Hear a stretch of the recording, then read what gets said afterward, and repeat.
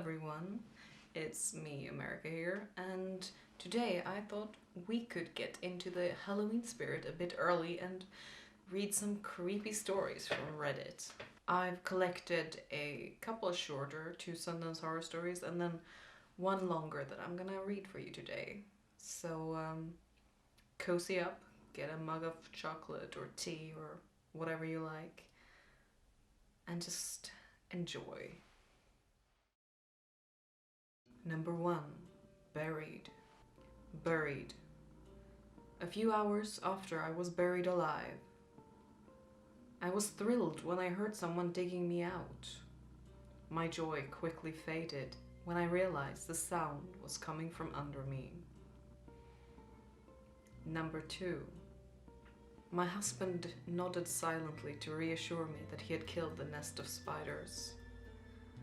I almost went to thank him, but then I noticed the glint of light of the tiny threads suspending him like a marionette. I don't like spiders. God, that gives me the creeps. Number 3. My 2-year-old is always staring at me. I smile at him to make him laugh and wish the rest of my family could still see me too. Number 4. My Fitbit logs are scaring me. Why does my heart stop every night at 3 a.m.?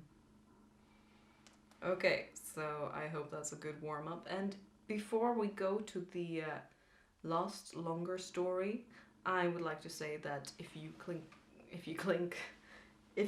the link in the description below, you will find my brand new started channel where I, not America, but Locklin, play Skyrim, and if you like that sort of thing, please check it out. If it's not your sort of thing, please check it out anyway. You might enjoy it. And yeah, with that little self-promotion out of the way, let me just get back into America. And continue with a package marked "Return to Sender." My neighbor is one of those annoying wannabe YouTube personalities.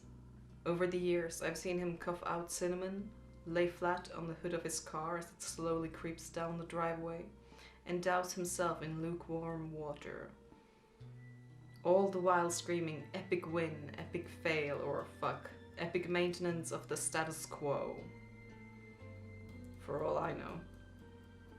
It can get tiring to watch him go about his shenanigans in the pursuit of viral fame. So when he knocked on my door the other day, told me he was going away for a few weeks, and asked if I could get his mail, honestly, it was a relief.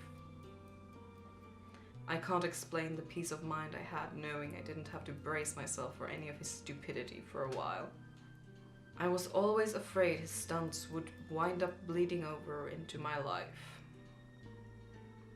Things were pretty normal for the first couple days. He received a few bills, a bit of spam, and what I can only assume was a birthday card.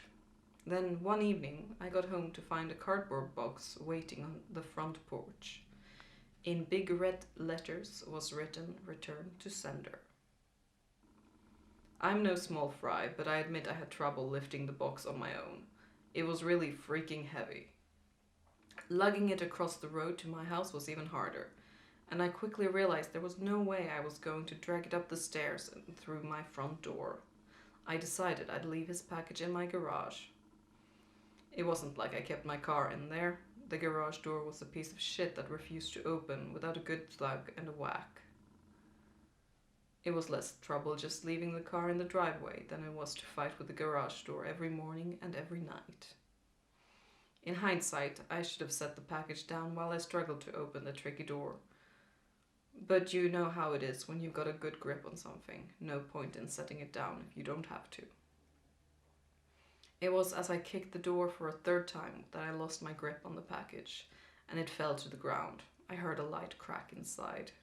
Shit, I cursed.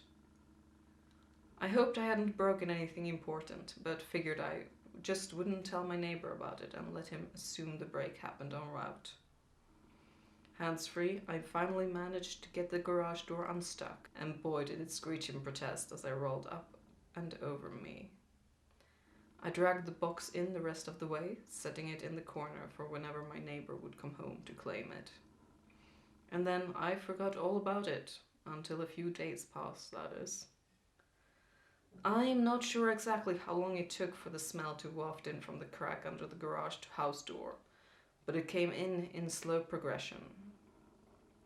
It was a sickly sweet odor similar to a skunk, and for the first few days after I smelled it, I genuinely assumed that's exactly what it was.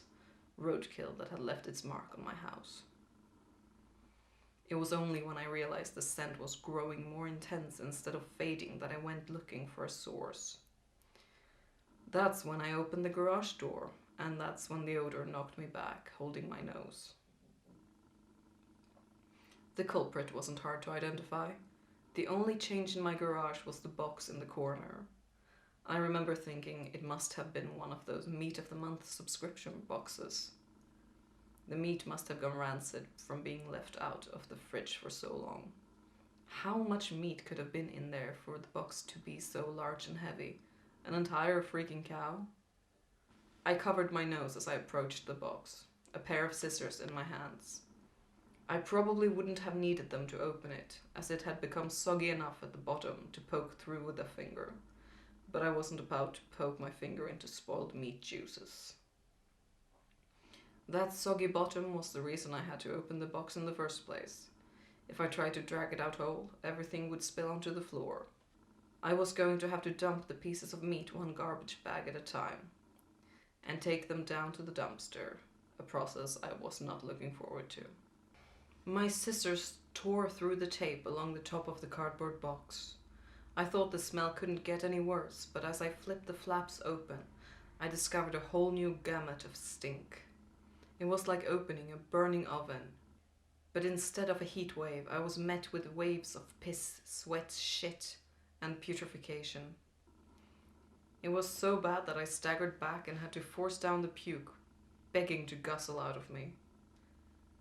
I don't think I could have handled the scent mingling with the horrors coming out of the box. I'm not ashamed to admit I ran out of the door for a breath of fresh air.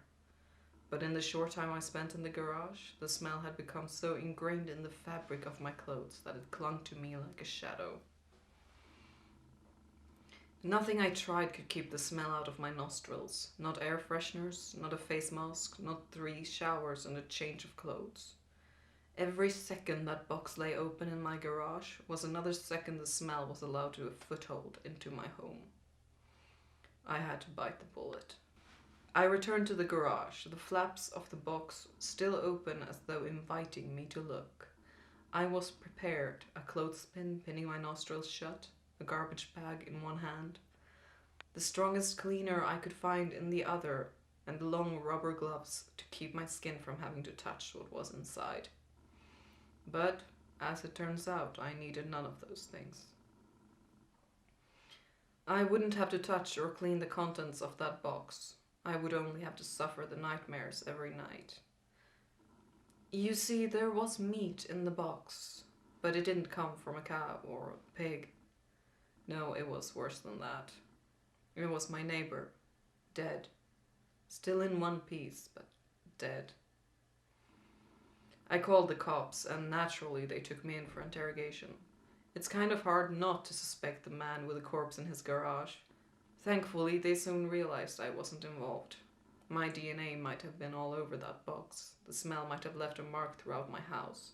But there was one piece of irrefutable evidence in my neighbor's own hands that proved my innocence. A vlogging camera. They showed me the footage only once. I'm not sure if they were allowed to, or if they felt so bad for me that it figured it couldn't hurt. Either way, I saw it. My neighbor was sitting in the box outside of a shipping facility, laughing as he told the world how he was going to mail himself across state lines. He'd brought pee bottles, food, a pillow, a few flashlights. His friend, a guy I'd seen at his place several times to help his stunts, closed the lid and presumably dropped him off for shipment. Throughout the next couple of hours, or days, I'm honestly not sure, my neighbor recorded a few short clips about his progress. I think I'm in a truck now. I can feel it moving. Must be in a warehouse. Pretty warm here. Still got plenty of food. That kind of stuff. And then, on the last entry, the box toppled over. He broke his neck, and that was it. The camera recorded until either the memory card got too full, or the battery died. There's one thing I didn't tell the police after they showed me the video. One thing I heard in the footage that will haunt me to the day I die. Just after the tumble that broke his neck, I heard the familiar screeching of my garage door. Well, there you have it. I hope you enjoy that and that you haven't heard it before. Quite spooky, don't you think? I'm going to link all the stories down in the description box below, as well as my other channel, which I hope you will check out. And of course, you will see us again soon with a new video here. So thank you for watching. Bye.